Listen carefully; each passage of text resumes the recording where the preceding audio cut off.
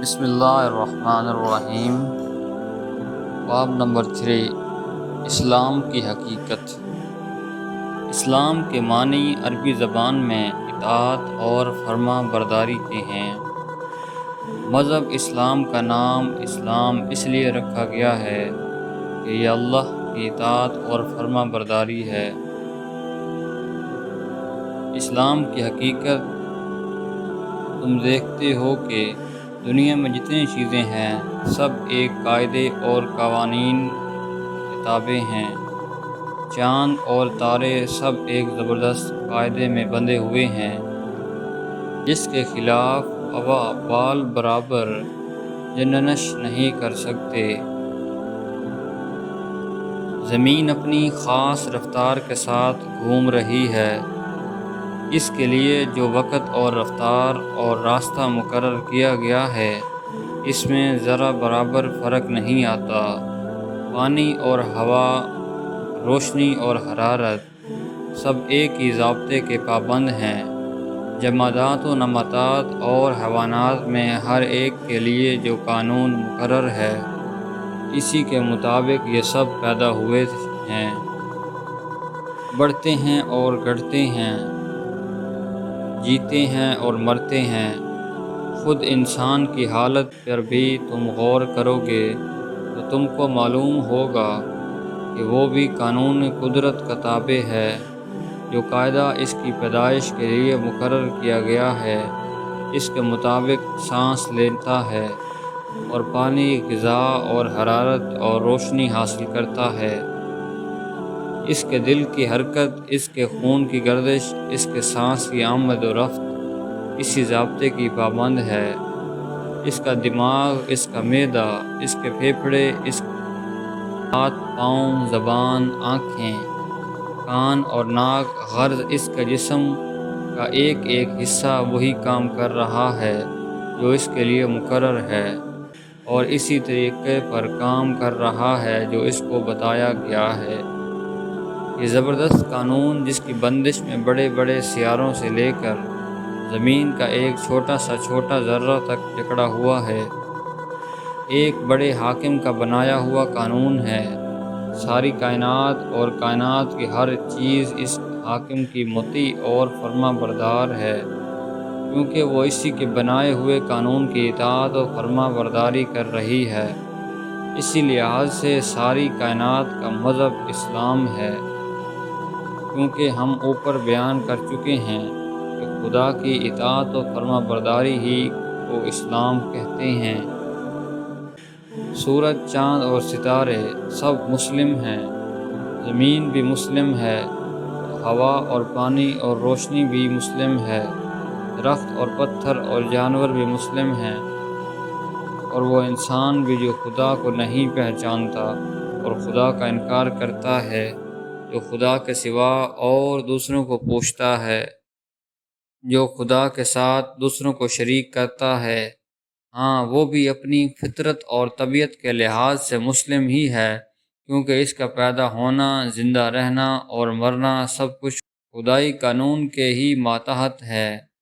اس کے تمام اعضاء اور اس کے جسم کی ایک ایک رونگٹے کا مذہب اسلام ہے، کیونکہ وہ سب خدائی قانون کے مطابق بنتے اور بڑھتے اور حرکت کرتے ہیں۔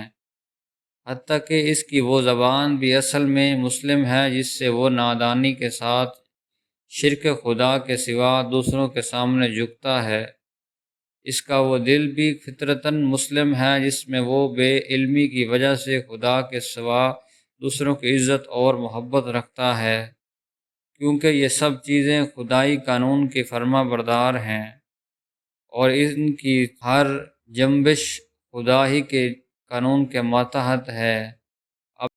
اب ایک دوسرے پہلو سے دیکھو، انسان کی ایک حیثیت تو یہ ہے کہ وہ دیگر مخلوقات کی طرح قانون قدرت کے زبردست قاعدے سے جکڑا ہوا ہے اور ان کی پابندی پر مجبور ہے۔ دوسری حیثیت یہ ہے کہ وہ عقل رکھتا ہے، سوچنے اور سمجھنے اور رائے قائم کرنے کی قوت رکھتا ہے اور اپنے اختیار سے ایک بات کو مانتا ہے، دوسری بات کو نہیں مانتا، ایک طریقہ کو پسند کرتا ہے، دوسرے طریقوں کو پسند نہیں کرتا۔ زندگی کے معاملات میں اپنے ارادے سے خود ایک ضابطہ کو بناتا ہے یا دوسرے کے بنائے ضابطے کو اختیار کرتا ہے، اس حیثیت سے وہ دنیا کی دوسری چیزوں کے مانند کسی مقرر قانون کا پابند نہیں کیا گیا، بلکہ اس کو اپنے خیال، اپنی رائے اور اپنے عمل میں انتخاب کی آزادی بخشی گئی ہے۔ انسان کی زندگی میں یہ دو حیثیتیں الگ الگ پائی جاتی ہیں۔ پہلی حیثیت میں وہ دنیا کی تمام چیزیں کے ساتھ پیدائشی مسلم ہے اور مسلم ہونے پر مجبور ہے، جیسا کہ تم کو معلوم ہو چکا ہے۔ دوسری حیثیت میں مسلم ہونا یا نہ ہونا اس کے اختیار میں ہے، اور وہ اسی اختیار کی بنا پر انسان دو طبقوں میں تقسیم ہو جاتا ہے۔ ایک انسان وہ ہے جو اپنے خالق کو پہچانتا ہے، اس کو آقا اور مالک تسلیم کرتا ہے اور اپنی زندگی کے اختیاری کاموں میں بھی اس کے پسند کیے ہوئے قانون کی فرما برداری کرتا ہے۔ یہ پورا مسلم ہے، اس کا اسلام مکمل ہو گیا، کیونکہ اب اس کی زندگی سراسر اسلام ہے۔ اب وہ جان بوجھ کر بھی اس کی فرما برداری بغیر جانے بوجھے کر رہا تھا، اب وہ اپنے ارادے سے بھی اسی خدا کا مطیع ہے جس کا مطیع وہ بلا ارادہ تھا۔ کا علم سچا ہے، کیونکہ وہ اس خدا کو جان گیا جس نے اس کو جاننے اور علم حاصل کرنے کی قوت دی۔ اب اس کو عقل اور اس کی رائے درست ہے، کیونکہ اس نے سوچ سمجھ کر خدا کی اطاعت کا فیصلہ کیا، جس نے اپنے سوچنے سمجھنے کی اور رائے قائم کرنے کی قابلیت بخشی ہے۔ اب اسی کی زبان صادق ہے، کیونکہ وہ اسی خدا کا اقرار کر رہی ہے جس نے اس کو بولنے کی قوت عطا کی۔ اب اسی کی ساری زندگی میں راستی اور راستی ہی ہے، کیونکہ وہ اختیار و بے اختیاری دونوں حالتوں میں خدا کی قانون کا پابند ہے۔ اب ساری کائنات سے اس کی آشتی ہو گئی، کیونکہ کائنات کی ساری چیزیں جس کی بندگی کر رہی ہیں، اس کی بندگی وہ بھی کر رہا ہے۔ اب وہ زمین پر خدا کا خلیفہ نائب ہے، ساری دنیا اس کی ہے اور خدا اس کا ہے۔ دوستوں، اگر ویڈیو اچھی لگی ہو تو چینل کو سبسکرائب کر دیں اور بیل آئیکن پریس کر دیں۔